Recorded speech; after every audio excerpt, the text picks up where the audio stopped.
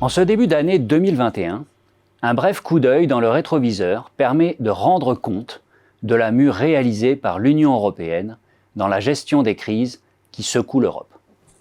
Qui aurait pu prédire il y a un an que les autorités européennes, nos gouvernements, la Banque centrale, la Commission et le Parlement européen répondraient présentes et aussi vite aux conséquences de la pandémie.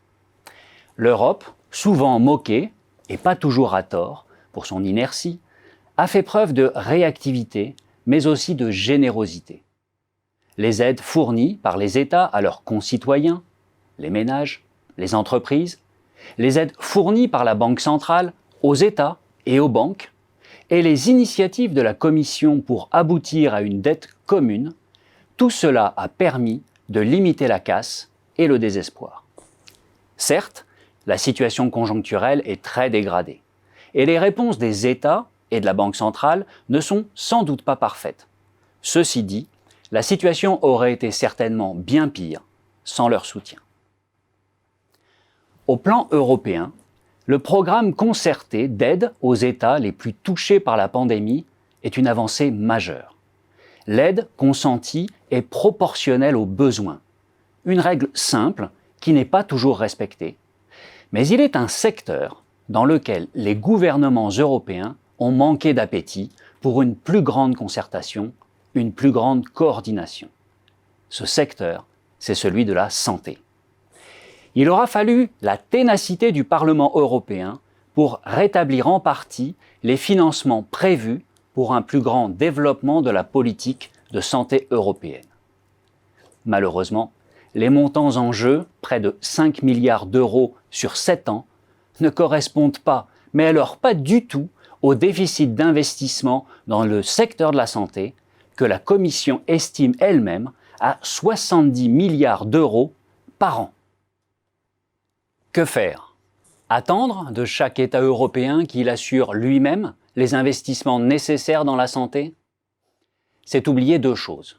D'une part, que les marges de manœuvre budgétaires sont limitées après une année 2020 qui a vu augmenter considérablement les dépenses publiques, ce qui pourrait valoir aux dépenses de santé d'être sacrifiées au bénéfice des aides aux entreprises ou aux ménages. Ce serait oublier d'autre part que certains investissements dans la santé méritent d'être réalisés à l'échelle européenne. C'est le cas notamment dans la prévention des épidémies qui font fi des frontières. L'Europe est déjà active dans ce domaine, mais aussi pour garantir l'approvisionnement en matériel médical et en produits pharmaceutiques. Et pour cela, l'Europe a encore des efforts à faire.